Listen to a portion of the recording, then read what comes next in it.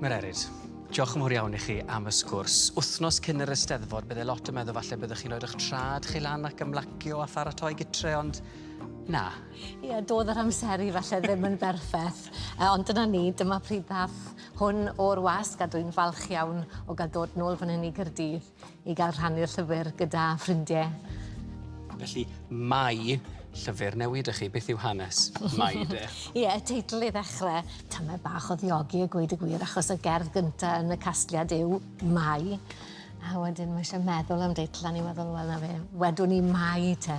A'r stori tu ôl i'r gerdd honno, a mae rhywun yn gwenu wrth feddwl, chymod, mae y diwrnod mawr na lle oedd o'n i'n cael y newyddion bod neb i fod i adael eu cartrefu, bod yr clo mawr wedi dod a gofid ar bawb, Covid wrth gwrs, ond y gofid, y gofidio ddim yn deall beth oedd o'n blaenau ni. A wedyn eisiau trio sadio yn hunan a ffeindio rhyw lonyddwch, rhyw dawelwch, rhyw reiddio a meddwl am y ferf bod. Ynddo fe? Rwy fi, rwy ti, mae e, mae hi, ri ni, ri chi, mae nhw. A mae hwnna yn rhyw angori rhywsut. Ac o'n i'n meddwl wedyn, wel ie, torri pob reol o'n i wedi cael yn ysgu pan o'n i'n adrodd yn fach, sut mae'r gair Mae yn bwysig. So chi'n rhoi pwyslais ar Mae, a dyn o'n i'n meddwl, wel na, Mae, Mae dail y coed yn Ystrad Fflur. Falle bod fi ffili mynd i Ystrad Fflur, ond mae dail ar y coed. Dwi'n llynellau gan dipyn o bawb yw'r gerdd gyntaf yna.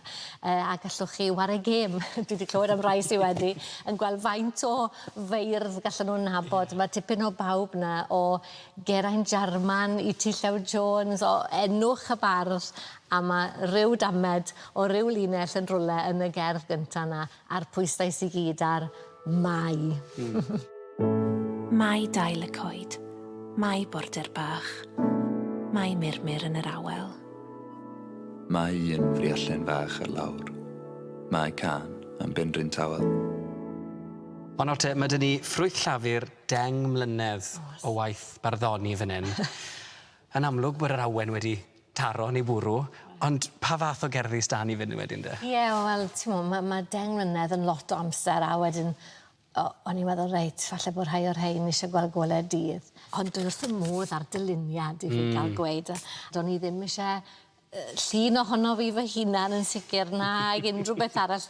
Dim ond y teitl, a wedyn fe ddethon ni'r cyfaddawd yma. Dwi wrth y modd os ydych chi'n rhoi'ch llaw drosto, chi'n gallu teimlo. Mae'n neis. Ie, dwi'n neis. A wedyn yr clawr yn agor fel la, yn y blaen ac yn y cefn. Beth yw hanes y llun ma de? Ie, wel nawr te, os rhyw gest y ti beth yw'r llun? Wel, feddyliais i gyda gwreiddiau'n Sir Benfro a i'r preselau neu rhywbeth ffra. O, wel, ti'n y sir iawn. Iawn.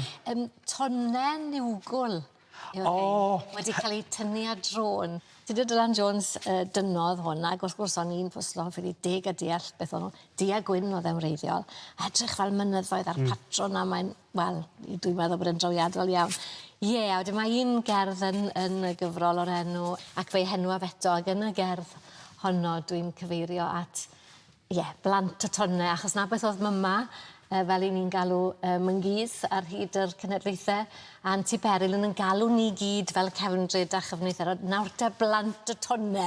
So hwnna, sa'i cwyd, wrth gwrs mae'na emyn eitha depressing, sy'n cynnwys cyfeiriad at blant y tonne, ond felly, i blant y tonne, as ni'n ffodus iawn erbyn hyn, mae 5 o wyrion dyn ni, ac wedyn mae fe iddyn nhw, ac i'w rhieni nhw, ac i dipyn o bawb a gweud y gwir o'r genhedlaeth iau, ynddo fe.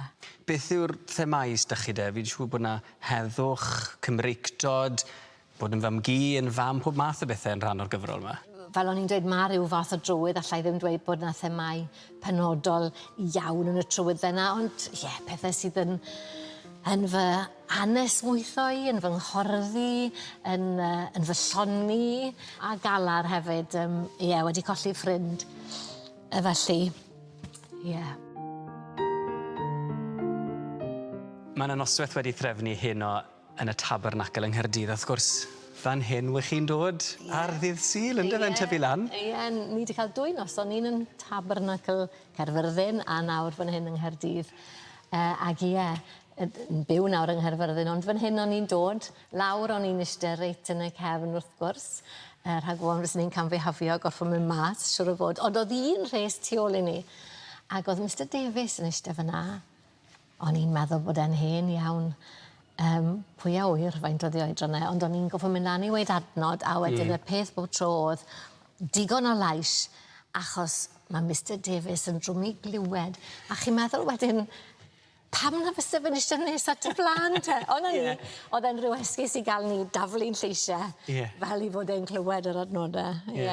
Ac yn y festri wedyn le mae'r lansiad, wych chi'n perfformo pantomeimie na dros y blynydde, dwi'n iawn i weina? Wel fyna oedd yr ysgol Sul, Yn dyfe, dyna ffodus o'n i, neb llai nag Arwel Hughes yn cyfansoddi pantomeimie a Gwyn Tudur Jones yn neud y geiriau, ac o'n i ddim yn gwerthfawrogi hwnna'n blant. Chi'n gwybod bod ni a phobl mor fusglair, wel, joio mas draw, dwli.